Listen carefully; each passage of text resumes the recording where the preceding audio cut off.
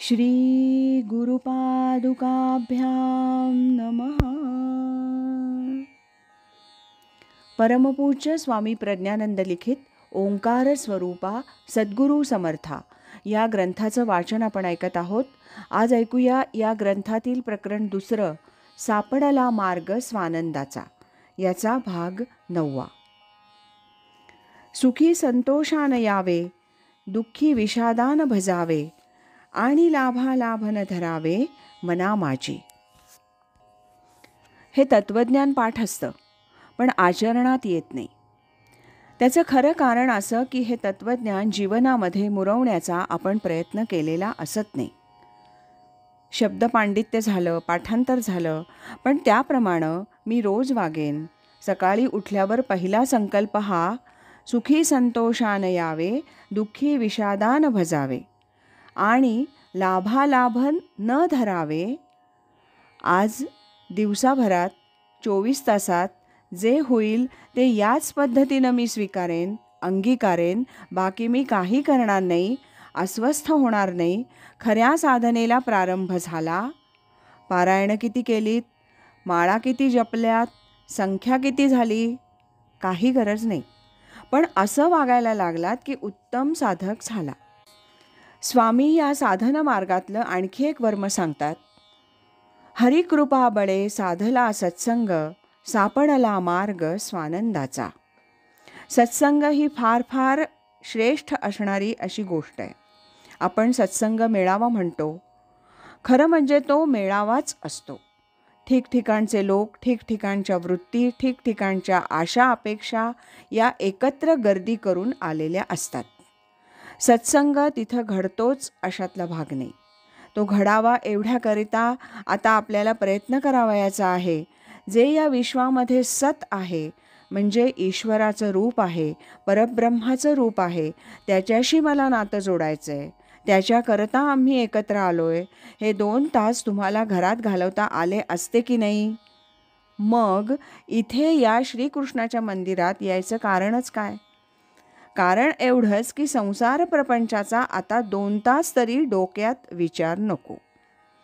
इथं आलो, मी आता सत्संग जोडण्याचा प्रयत्न करणार.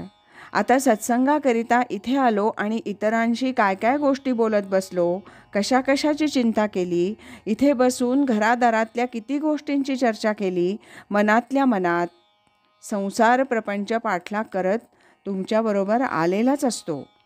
सगळ्या समस्या, सगळे संघर्ष, सगळे प्रश्न तुमची संगत सोडायला तयार असत नाहीत, म्हणून सत्संगाकरता आलात. तरीसुद्धा सत्संग घडतोच असं नाही. शंकराचार्य म्हणतात, सत्संग अत्यंत दुर्लभ आहे आणि अगम्यही आहे. दुर्लभ एवढ्याकरता आहे, सत्संगाचं मूळ रूप आहे ते सतशी संग करण्याकरता. ब्रह्मवाचक शब्द आहे तो. इथं आल्यानंतर बाकीच्या सर्व गोष्टी मी निग्रहानं निपटून काढेन आणि सतशीच, परब्रह्म्याशीच एकरूप होण्याचा प्रयत्न करेन. कसं आहे ते परब्रह्म? ते आनंदरूप आहे, ते अविनाशी आहे, ते अखंड आहे, ते शाश्वत आहे. त्याच्याशी नातं जोडण्याकरता मी इथं आलोय. मनात येणारे विपरीत विचार ते कटाक्षानं बाजूला टाकायचे. जे सत असेल, सुंदर असेल, रमणीय असेल, ते भगवंताचं रूप असेल, ते आणि तेच घेण्याकरता मी इथं आलेलो आहे. ही जाणीव मनामध्ये सारखी वाढवण्याचा प्रयत्न करायचा. मग घरात सत्संग करा, बाहेर सत्संग करा. ही साधना आहे, मोठी साधना आहे. दिवसभर माझ्या संसार प्रपंचात मी कोणाशी नातं जोडायचा प्रयत्न केला. बाहेर काहीही विपरीत घडू द्या, माझ्या सत्संगातच मी राहणार, असा निश्चय पाहिजे. घरात सत्संग कसा? एकनाथांनी फार सुरेख उपाय सांगितलाय. आम्हा सद्गुरू तोची सत्संग. म्हणाले, सतत सद्गुरूंच्या स्मरणामध्ये राहिलं म्हणजे झालं. ईश्वराशी नातं जोडण्याची जी कला आहे त्याला सत्संग असं म्हणायचं. सत्संग हा परिसासारखा आहे.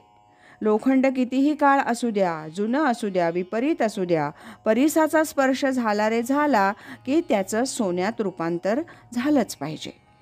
ओढा कितीही घाणेरडा असू द्या, गंगेला मिळाला रे मिळाला की तो गंगारूपच झाला पाहिजे.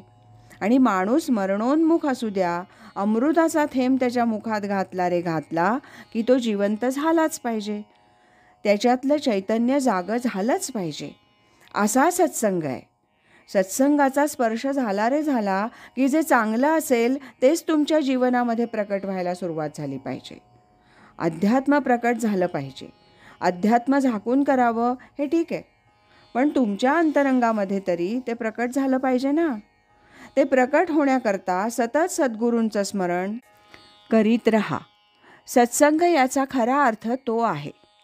तुमच्या आवडत्या संतांशी बोलत रहा, ग्रंथांशी बोलत रहा. ज्ञानेश्वरीशी बोलत राहिलात की ज्ञानोबारायांशी बोलण्याचं पुण्य आपोआप मिळतं. आणि ज्ञानोबारायांशी सत्संग करायला लागलात की त्याच्याहून उत्तम सत्संग आहे कुठे जगामध्ये. तुकोबारायांशी, एकनाथ महाराजांशी हा खरा सत्संग. आज एवढंच. यानंतरचा भाग आपण नंतर ऐकूया. राजाधिराज सद्गुरुनाथ महाराज की जय.